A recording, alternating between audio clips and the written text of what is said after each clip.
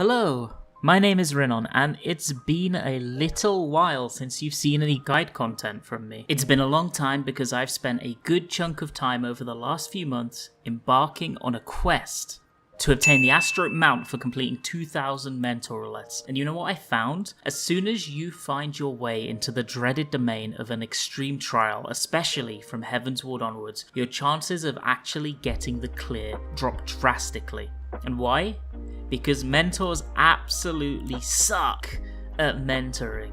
You'd think the key would be in the name, but what actually ends up happening a decent amount of the time is one of three things. Either the mentor leaves immediately as soon as they find themselves in extreme content, the mentor stays but has no clue of what to do, or the mentor poorly attempts to teach the sprouts to fight but eventually chaos reigns. So, today I'm here with a solution that I hope might help a little. Here is the start of a series of short guides to each of what I've experienced as a problem encounter you might actually face while doing Mentor Roulettes, factoring in the abilities and troubles of today's Final Fantasy XIV. It's going to give you more information on the important mechanics, and it's going to skip over parts that are mostly irrelevant today, as well as providing useful tips to enable a mentor to guide a group to success with the least possible effort.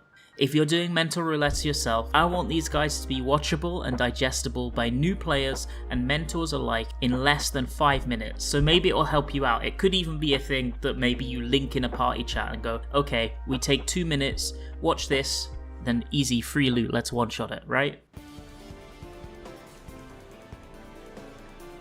Pull the boss and face her north. Make sure that the main tank is aware that throughout the first half of the fight they do not want to cleave the rocks, so keep her faced away for as long as possible. After a while the boss is going to jump, hide behind the rocks. When the plumes spawn, kill them as soon as possible. If you're tanking, whenever you see the slipstream cast, run through the boss until the cast is ended, and then go back to your original position. Soon, Supana and Charada are going to spawn. The main tank will grab one of these adds and pull it north. The off tank will grab the other of these adds and take it south. You can agree who is taking what pre-pull, or you can just wing it. Kill the adds, they die very fast. Aerial Blast will cast after this a large raid-wide damage which will destroy the rocks. You do not have to hide behind the rocks for this. When the next set of plumes spawn, my honest recommendation in 2022 is to kill them all, including the spiny plume, and then continue DPS on Garuda.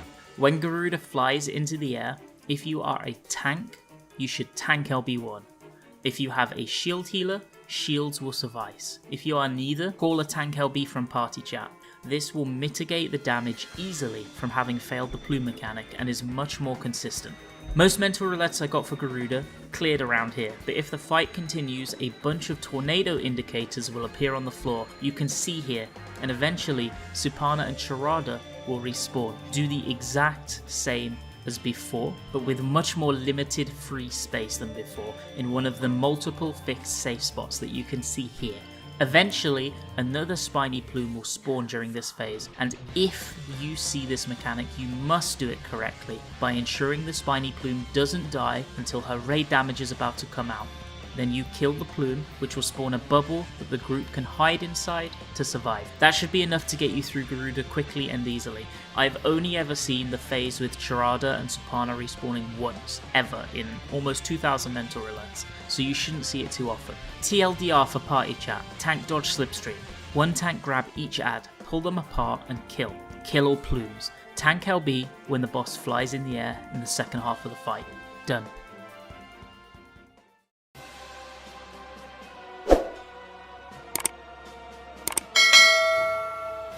Conceptually, Ifrit Extreme is an incredibly simple Mentor Roulette to get through, but your success rate lives or dies on the quality of your healers. Start off by marking the west and the east edges of the arena with A and B, and make sure to tell your healers that if they get the Searing Wind debuff, to go and stand on one of these markers until the debuff is gone.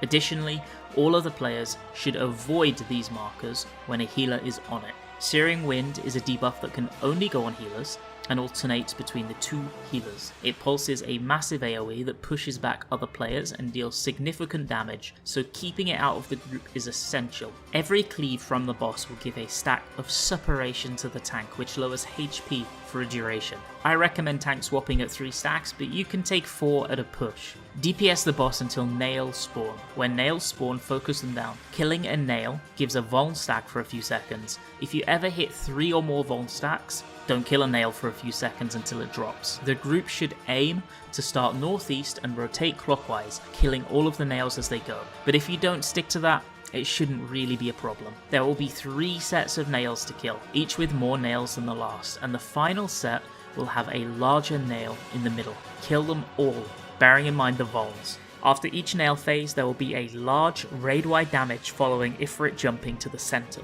The last 2 things you need to bear in mind are the Radiant Plumes, which spawn AoEs on most of the arena, leaving just 2 safe spots. With current day pushes, I've never seen Plumes and Searing at the same time, so you don't need to worry about it.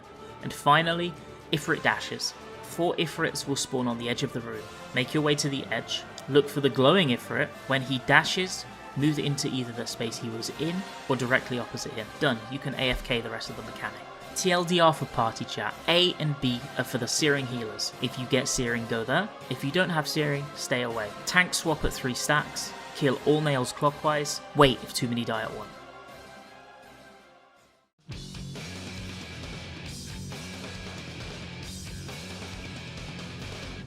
If you end up getting into Titan Extreme, the plus side is that this fight is extremely carryable by a capable healer, and a good tank can also do a massive amount of work. The bad side, people are probably going to fall off a lot.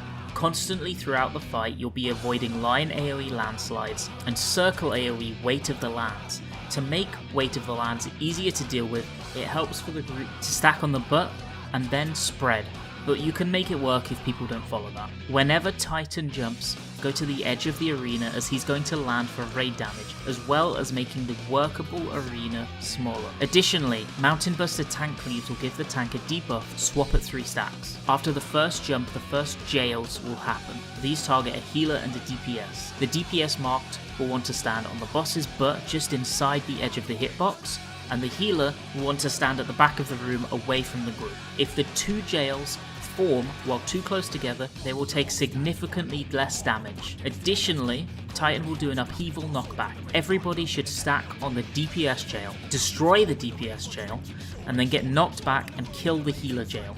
If you're in a less than ideal position, you can also use arm's length or shorecast to avoid this knockback. You likely won't see bomb boulders until later, but if you somehow do see them, find the last one or one of the last ones to spawn and stand on it. When the first ones to spawn explode, move into the newly created safe spot. After a second jump at 55%, Titan's heart will become targetable. Kill it while stealing with repeating mechanics. After a third jump, 2 granite jailers will spawn. Ideally, the off-tank will pick both up and tank them together on the edge of the arena, and the group will kill them and avoid the drop puddles.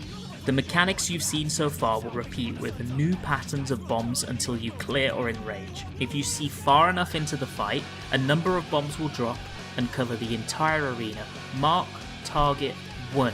I recommend south, but any works, and have the group kill it and move into that spot. Soon, free loot will be yours. You can get great value from the tank or caster LB here as a mentor. The caster LB can wipe the jailers out immediately, and the tank LB can often be used to save runs where the healers can't keep up with the numerous mechanical deaths that are inevitably going to occur. TLDR for party chat, tank swap at 3 stacks, marked healers go to the back for jails, marked DPS under the boss. Done. Now, take this knowledge into your Mentor Roulettes, or if you are a new player trying these fights for the first time, ignore those weird mentors that tell you that you should be doing this in PF. We don't like those guys either. And lastly, friends, remember the 3 cardinal rules of Mentor Roulette. Res fast, mark your head, and if in doubt, farm some good old echo. Thank you very much for watching, friends, and hopefully I'll see you next week. Have a fantastic rest of your day.